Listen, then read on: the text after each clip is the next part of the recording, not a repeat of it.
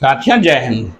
साथियों आज हम अपने इस लेक्चर में फिजिक्स में घूर्णन हमने कंप्लीट कर लिया था, उसके न्यूमेरिकल भी हमने आपको डिस्कस कर लिया था। और अगर उसमें कोई भी दिक्कत है, कोई भी समस्या है किसी टॉपिक पे या कुछ समझ ना आया है तो प्लीज़ आप मेरे कैलिबर अड्डा के कमेंट बॉक्स में अवश्य कमेंट करिए, हम उसका निराकरण करेंगे। दोस्तों आज हम पढ़ेंगे नेक्स्ट टॉपिक का ध्यान पिंडों की घूर्णन गति, rotational motion of rigid body.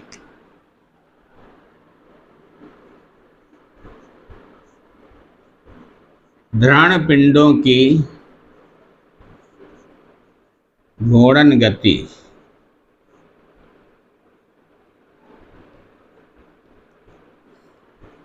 Rotational motion of rigid body.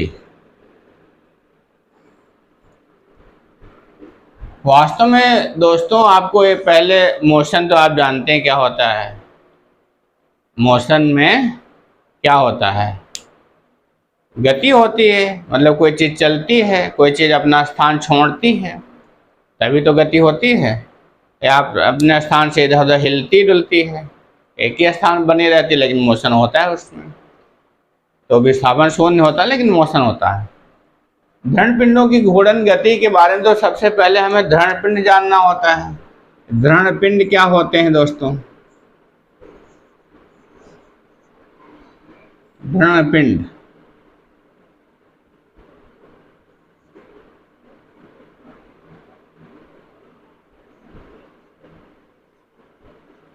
Rigid body.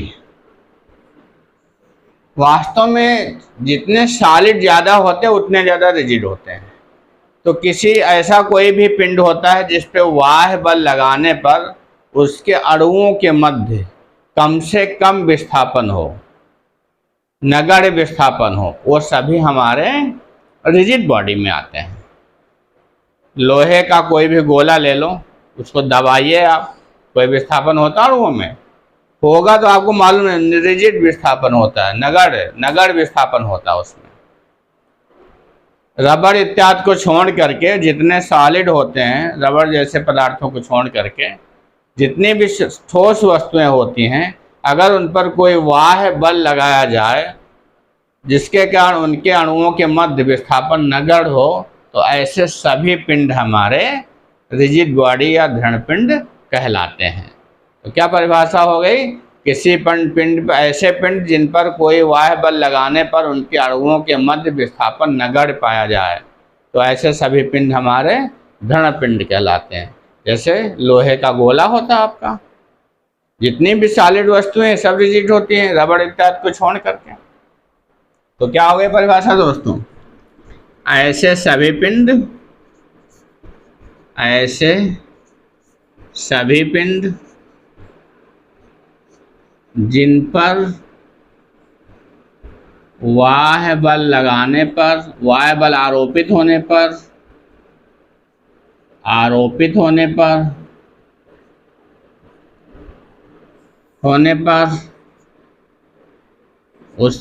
उसके अणुओं के मध्य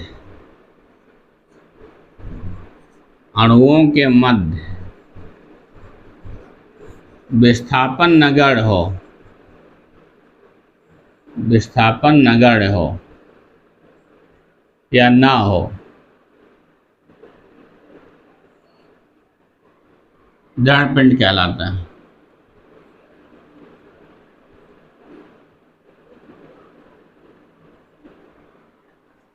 रिजिड बॉडी क्या होता है? ऐसी कोई भी बॉडी होती है जिस पे कोई अगर हम एक्सटर्नल फोर्स लगाएं तो उसके मॉलिक्यूल्स के बिटवीन कोई डिस्प्लेसमेंट जब नहीं होता है तो such bodies are called the rigid bodies. When any external force क्या होता है? exerted on a body and no any displacement between the molecules. कोई भी उस पर मॉलिक्यूल्स में के बिटवीन में जब कोई भी डिस्प्लेसमेंट नहीं होता, कोई भी एक्सटर्नल फोर्स एग्जर्ट करने पर, आरोपित करने पर, तो वो क्या होता है? वो हमारा रिजिड बॉडी आता है। जैसे लोहे की गेंद ठोस, लोहे की ठोस गेंद एग्जाम्पल,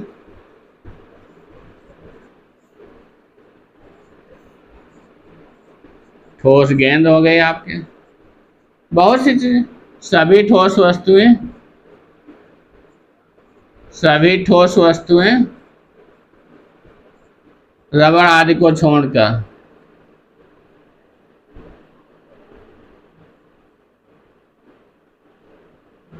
जिसमें इलास्टिसिटी कम से कम पाई जाती है, वो सभी आपकी होती है, क्या होती है, ये सॉलिड होती हैं, रिजिड बॉडी होती हैं। आयरन सॉलिड जितनी बॉल होती हैं वो सब आपके रिजिड बॉडी में आएंगे। ऑल सॉलिड जो थिंग्स होती हैं सभी आपकी रिजिड बॉडी में होती हैं। एक्चुअली में दोस्तों ऐसी कोई भी विश्व में कोई चीज़ नहीं है जिसका विस्थापन ना हो, तो उस पर और ज़्यादा बल लगाएंगे टूटेगा, अणु तो अलग भागेंगे। लेकिन जनरली जो फोर्स आरोपित करने पर हमें उसमें डिस्प्लेसमेंट नहीं पाया जाता, थोड़ा बहुत डिस्प्लेसमेंट होगा जो निग्लेजिबल होता है, इसलिए उसको हम रिजिड बॉडी मानते हैं। अब रिजिड बॉडी में बल आरोपित होता है तो आप जानते हैं, अब इसका कॉन्सेप्ट इसमें घूर्णन गति का है। घूर्णन गति तब होती जब आपको बलाघूर्ण समझना होगा। तो बलाघूर्ण सभी लोग जानते होंगे, लेकिन बलाघूर्ण का कॉन्सेप्ट समझ लेते हैं क्या होता है।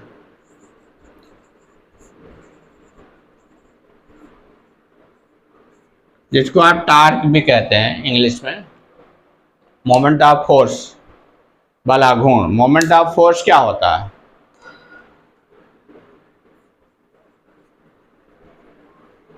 मोमेंट ऑफ फोर्स, टार्क भी कहते हैं। वास्तव में बल आघूर्ण है क्या? आघूर्ण का मतलब होता है बल लगाकर किसी चीज को घुमाना।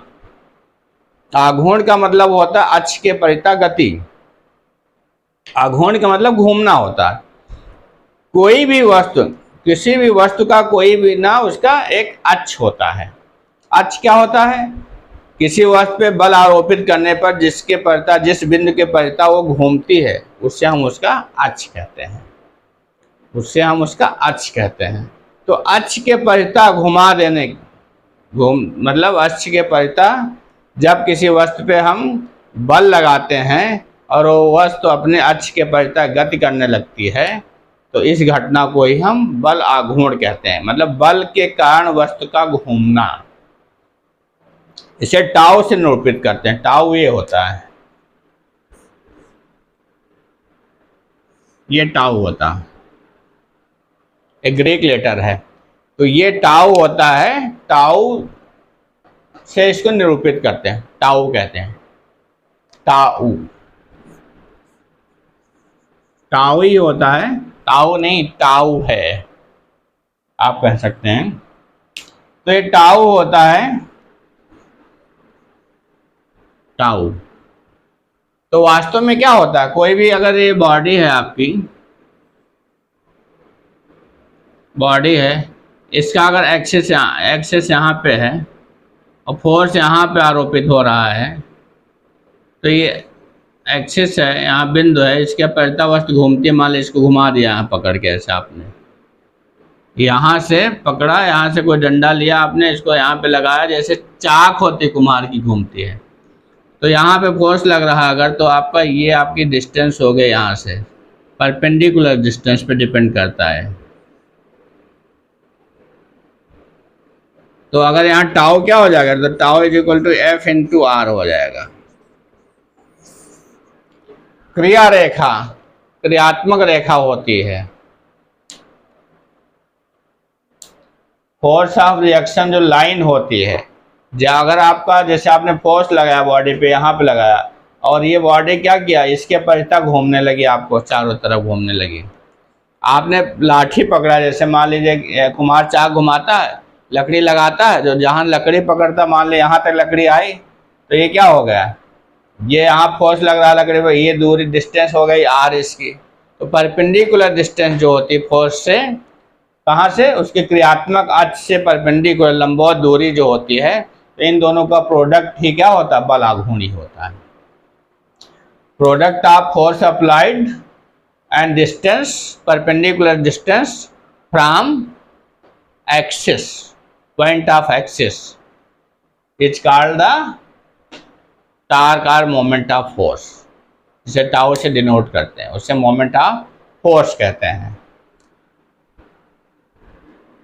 क्या होता है मोमेंट ऑफ फोर्स?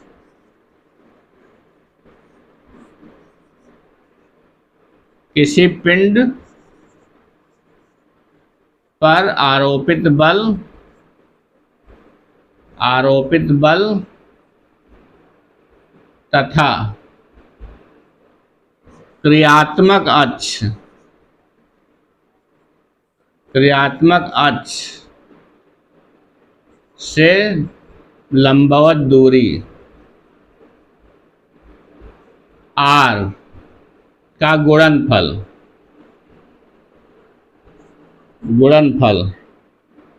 बल आघूर्ण कहलाता है। पिंड का बल आघूर्ण कहलाता है।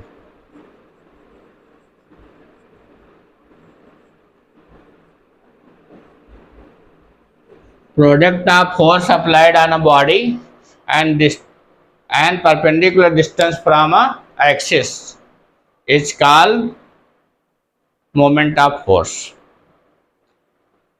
वास्तव में क्या होता है दोस्तों? सिंपल भाषा में यही होता है। बल आघूर्ण क्या होता? बल के कारण पिंड का घूमना, पिंड का घूर्णन करना, पिंड को घुमा देता। जिस बल के कारण पिंड घूम जाता है उस प्रक्रिया को ही है हम बल आघूर्ण कहते हैं। बल आघूर्ण, बल लगा के वस्तु को घुमाना, अक्ष के परिता घुमाना।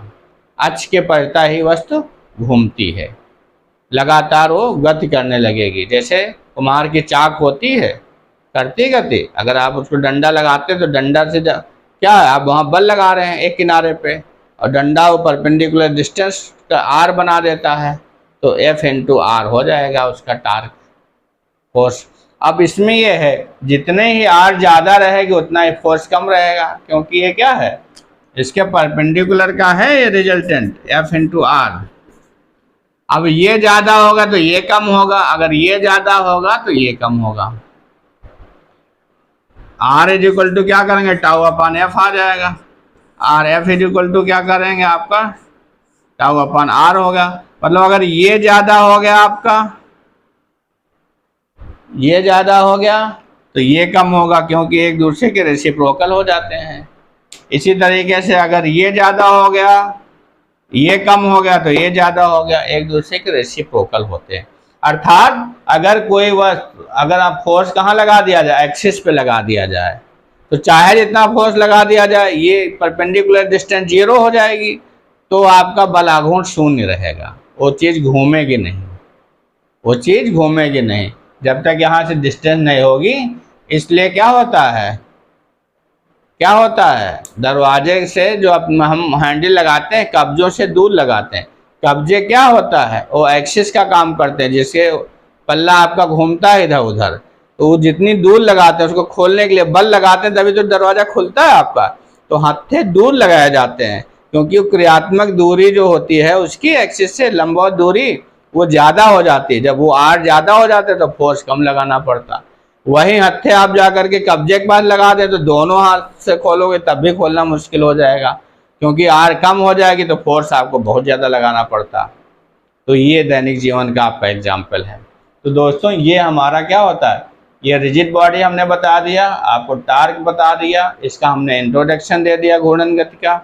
घूर्णन गति वास्तव में दो गति होती है, एक हमारी स्थानांतरित गति होती है और एक घूर्णन गति होती है। स्थानांतरित गति क्या होती है, जब कोई भी पिंड होता है और उसके जो कण होते हैं एक साथ, मतलब समान समय अंतराल में समान विस्थापन एक दिशा में करते हैं, तो स्थानांतरित गति होती है आपकी। वो गति कैसे होती, जैसे किसी पिंड को आप लुढ़का करके ले जा रहे हैं, ऐसे लुढ़का के धक्का मार के ले जा रहे हैं, तो क्या हो, स्थानांतरित गति करेगा। उसके सभी अणु क्या करेंगे, उसके सभी क्या करेंगे, कण जितने होते हैं वो एक दिशा में समान समय अंतराल में समान विस्थापन करेंगे। वो हमारी क्या होती है, आपकी स्थानांतरित गति होती है। तो घूर्णन गति में क्या होता है, स्थानांतरित गति में ऐसे जाता है पिंड, ऐसे लुढ़कता हुआ जाता है। अब इसकी दिशा एक ही है और विस्थापन इनका जितने अणु होंगे पिंड के एक साथ होगा। तो समान समय अंतराल में समान विस्थापन होता है, equal displacement in equal time period in which motion, that is called the, कौन सी गति होती है आपकी? स्थानांतरित गति होती है आपकी। स्थानांतरित गति में आपका मतलब एक ही दिशा में समान समय अंतराल में किसी पिंड के जब सभी कण क्या होते हैं, समान विस्थापन करते हैं, उसे आप स्थानांतरित गति कहते हैं। और दूसरी आपकी कौन सी? घूर्णन गति होती है। घूर्णन गति में क्या होता है कि सभी जो पिंड होते हैं, मतलब कोई भी पिंड अगर अपने अक्ष के परितः गति कर रहा है तो उसके द्वारा ये संदर्भित जो वृत्त, अनुरेखित वृत्त होते हैं, इनका सबका केंद्र क्या होता है? केंद्र बिंदु एक होता है। इसका भी हो, इसका भी हो, इसका भी हो, इसका भी हो, इसका भी हो, इसका भी, इसका भी। जैसे साइकिल का पहिया, उसकी तीलियां जो हैं, अब तीलियां लगी होती हैं और तीलियां सेंटर सबका एक ही है, जबकि ये अनरेखित जो वृत्त है, इसके जो निर्माण होते हैं इमेजिनरी, इनका ये अलग अलग है और सबका सेंटर एक ही है। तो इसकी गति क्या होगी? साइकिल के पहिए की घूर्णन गति हो जाएगी। ये स्थानांतरित गति, घूर्णन गति के एग्जाम्पल हैं। तो दोस्तों अब इनको हम विस्तार से पढ़ेंगे इस चैप्टर में। इसके संबंधित जो थ्योरम्स भी होते हैं उनको भी पढ़ेंगे। तो कीप वॉच, पढ़ते रहिए इसको। हमारे और आप फिजिक्स के बहुत से लेक्चर पढ़े हैं, इंग्लिश के पढ़े, इंग्लिश ग्रामर अगर पढ़ना चाहते हैं तो हमारे प्लेलिस्ट में जाकर देखिए। मैथ्स के भी पढ़े हैं, इंट्रोडक्टरी। जो भी आपको चाहिए हो, जिस सब्जेक्ट पे आपको वीडियो चाहिए हो, जिस पे कोई समस्या हो, आप हमें कमेंट बॉक्स में अवश्य कमेंट करिए। मैं आपकी समस्या का निवारण जरूर करूंगा, ये मैं आपसे प्रॉमिस करता हूं। दोस्तों रिलायबिलिटी रखिए हमारे चैनल पे। आप कंप्यूटर हैं, अगर एस्पिरेंट्स हैं, तो आप क्या करते हैं? आप history, geography, polity, current affair संबंधी अगर जितने क्वेश्चंस चाहिए, आपको अच्छा चाहिए मटेरियल, तो आप मेरे कैलिबर टेक प्लेलिस्ट में जाइए, उसका अध्ययन करिए। बहुत जल्दी रिवीजन हो जाएगा कम समय में आपका, और इसका लाभ आपके आगामी परीक्षाओं में भरपूर मिलेगा, बहुत अच्छा मिलेगा। दोस्तों आप हमको प्रोत्साहित करिए, हमारा चैनल सब्सक्राइब करिए, लाइक करिए, शेयर करिए, बेल आइकन ऑन कर लीजिए, जिससे कि आपको तुरंत ही नोटिफिकेशन मिल जाए वीडियो अपलोड होते। ओके दोस्तों, मस्त रहिए, व्यस्त रहिए, सफल होइए और खुश रहिए। Thank you.